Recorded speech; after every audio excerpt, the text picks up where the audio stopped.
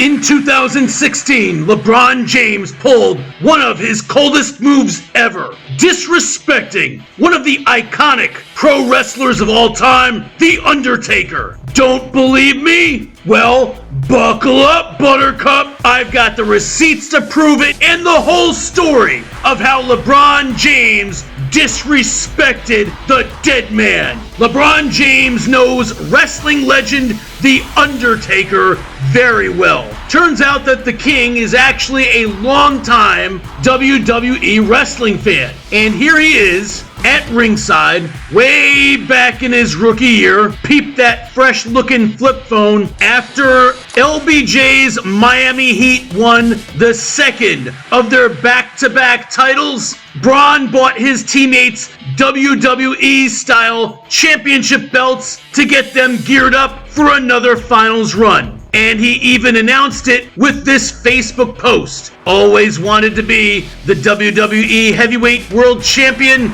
so today I surprised my teammates with their own for their collection. So LeBron's love of pro wrestling seems to be one of the few aspects of his personality that is not fake or contrived, but seems to come from the heart. And honestly, there is a lot in common between the dead man and the chosen one. James has made 21 All-NBA teams, and the Phenom has his 21-match undefeated streak at WrestleMania. James has his pregame ritual, and so did the dead man. Both are tied to individual performances that remain legendary within their respective sports. So when James rocked an Undertaker t-shirt during the 2016 NBA Finals, both the WWE and the Cleveland Cavaliers took notice. And on the night of the 2016-17 home opener, the Phenom arrived at the Cavs arena. And remember, this was October 25th, 2016, ring night. The city of Cleveland is still floating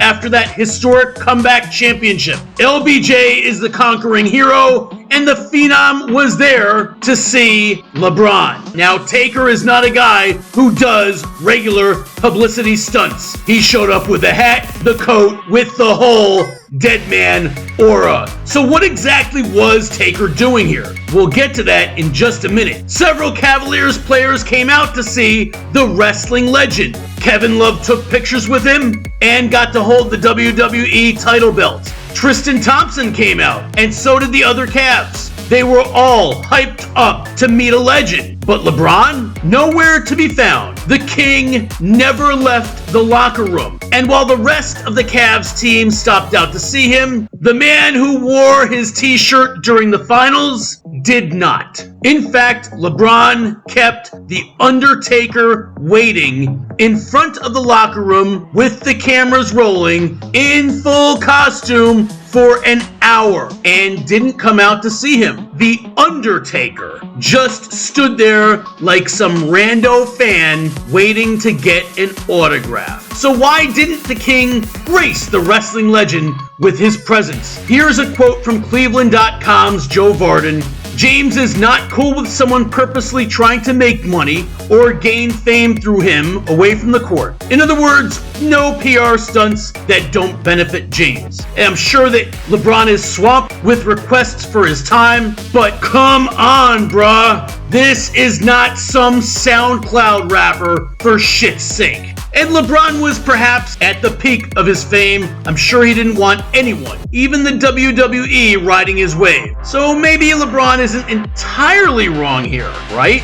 Well, not so fast. Because The Undertaker didn't just show up to the game chasing clout. He was invited there by the Cleveland Cavaliers organization. Here we have Sports Illustrated noting that they spoke with a high-ranking WWE official who confirmed that the Cleveland Cavaliers invited The Undertaker to their opening night game and covered his flight there as well. So as sad as The Undertaker looks here, at least he was getting paid for it. WWE also told Sports Illustrated, as their guests, we were gladly fulfilling their request to meet the team. So it looks like the Cleveland Cavaliers brought the Phenom to Ohio, and it also looks like this could have been a complete surprise to the King, who might have just mistaken the reason for his appearance, right? One more time, guys, not so fast. Because according to sources, WWE was informed by the team that the request was made by LeBron James's representatives. And just so we're all clear here, according to the WWE, LeBron James's own people asked the Cavs to invite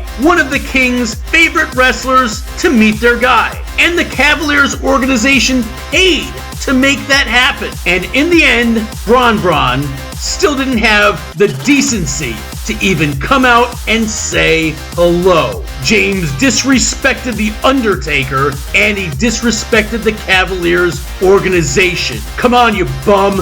You wore that man's shirt as motivation to win a championship. Your team flies the actual Undertaker in, and you can't step outside for 2 minutes? That's pure, unfiltered narcissism. This is the same guy who will do every commercial, every special appearance, every manufactured moment when it benefits his brand. But when a genuine icon of another sport shows up as a guest of the team, one requested by his own entourage, suddenly it's, I don't do appointments. You know, in my LeBron to Philly video earlier this week, I mentioned how much of a fake, contrived, and manufactured superstar the King is. This is a perfect example. Imagine being so protected, so carefully managed, so obsessed with controlling every single narrative that you ghost The Undertaker, a top 10 wrestler of all time, a man who has been burying people for 3 decades, whose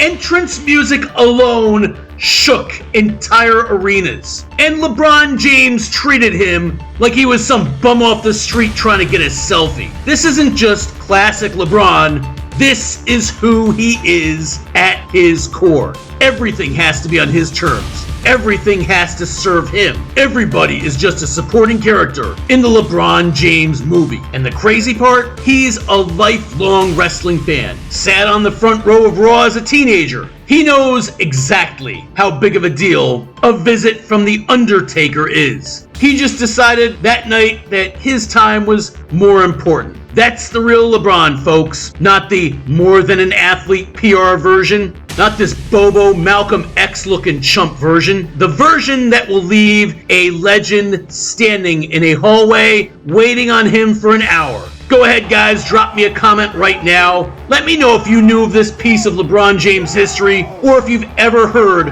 of a bigger snub in sports, because I can't think of any. And I'm not so sure it was the smartest move, disrespecting this wrestling icon, because given the King's career-long habit of wilting when the chips are down and the spotlight shines the brightest, perhaps Taker could have given James some much-needed advice on how to consistently come through in the moments that demand greatness. Given LeBron's laundry list of failures and choke jobs over the past 10 years, the chosen one could have really used the advice. Don't forget to comment, guys. Is this the first time you've heard of this incident? I have a ton of forgotten LeBron James moments on this channel. Don't forget to subscribe to Red Blooded Sports. And here's a video that YouTube thinks you'll enjoy from my channel. Just click on the link on the left-hand side of your screen, and I'll see you there.